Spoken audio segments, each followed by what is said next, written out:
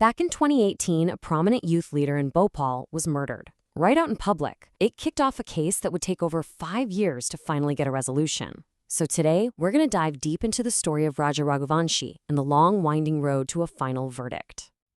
You know, when a public figure is killed, the first question on everyone's mind is always why.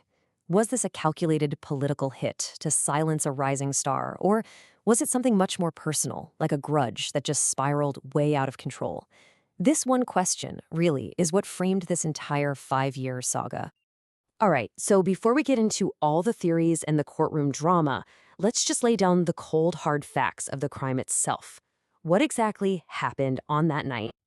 Okay, let's put a pin in the date. December 1st, 2018. That's where it all begins.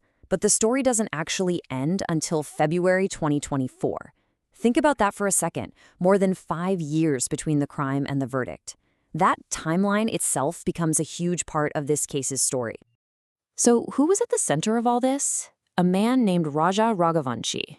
In Bhopal, he was known for two things. He was a contractor, and he was a well-known youth leader.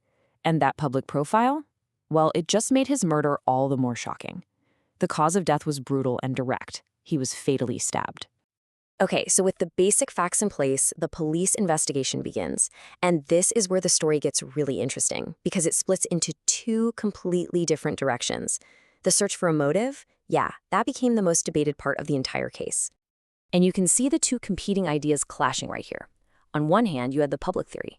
Raghuvanshi was a political guy, so this had to be a political assassination, right? But then, on the other hand, the police investigation pointed away from politics completely. They concluded the motive was much more personal, a mix of some deep-seated grudges and probably money issues. So, following that personal enmity lead, the police zeroed in on their number one suspect, a man named Suraj Thakur.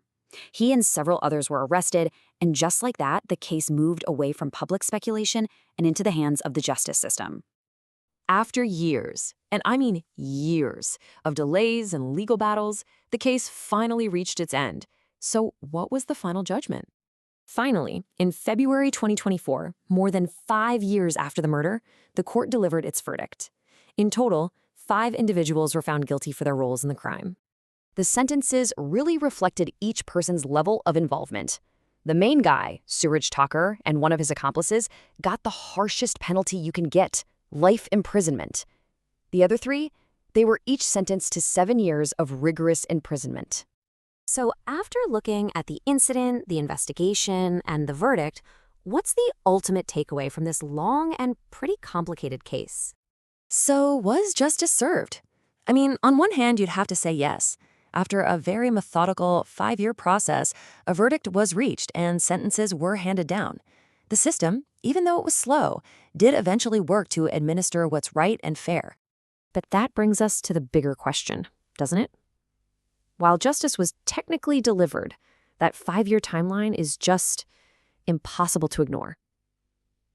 Does a 5-year wait for a verdict mean we have a thorough and fair process? Or is it a sign of a justice system that's just moving way too slow? I'll leave that one for you to think about.